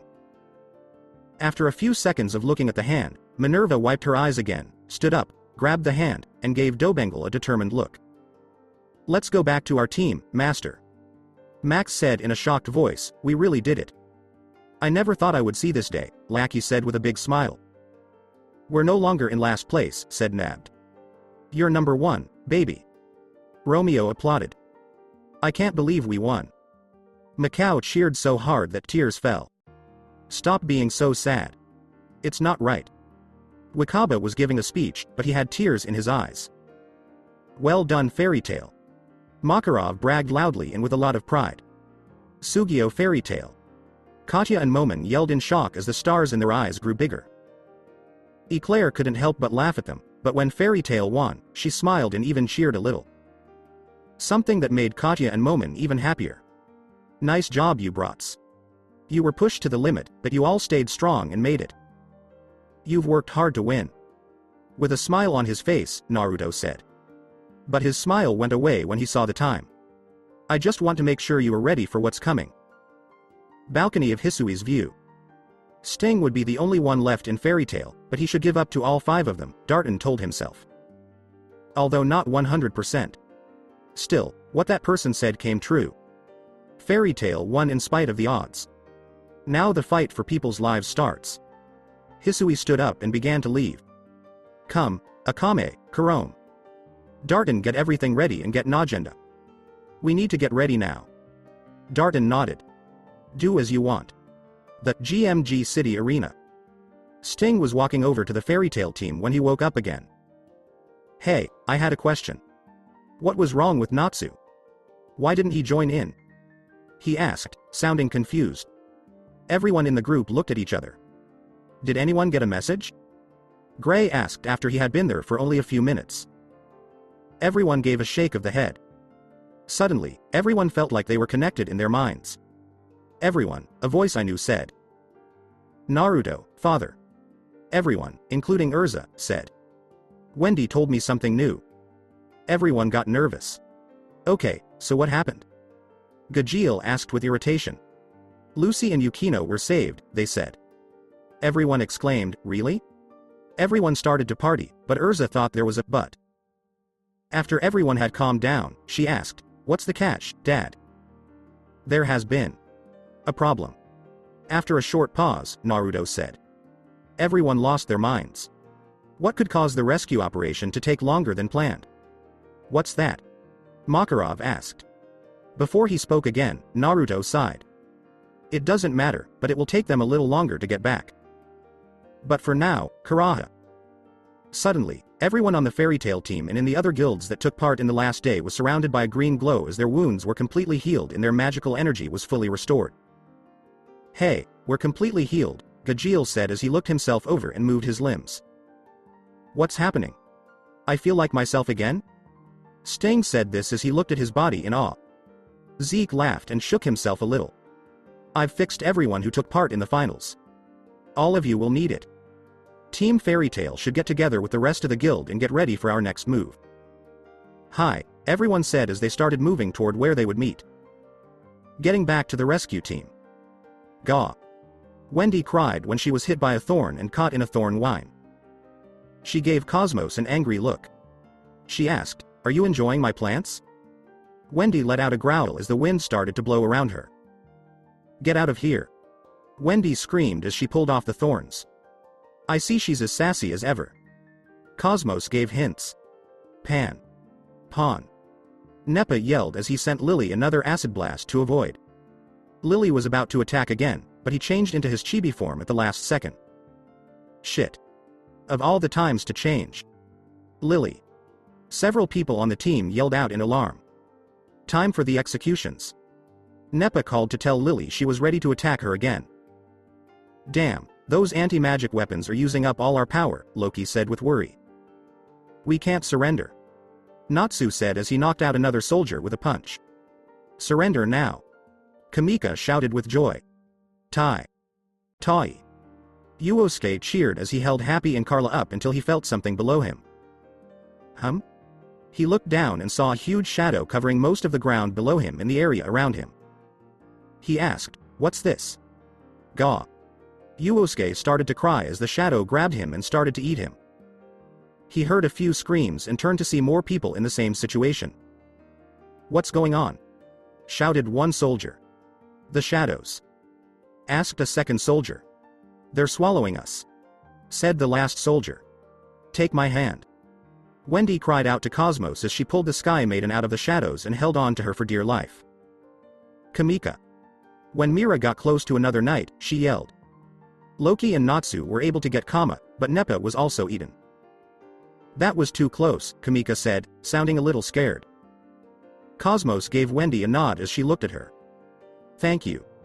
Wendy smiled quickly as she turned back into herself. Everyone looked around to see if anyone else had followed the shadow. Lucy made a face as she talked. She asked, do you think they're dead? Everyone looked sad at the thought. None of them want that to happen. Even though they fought, no one in Fairy Tail wanted anyone to die. The Garo Knights were worried about the rest of their team and wondered what had happened.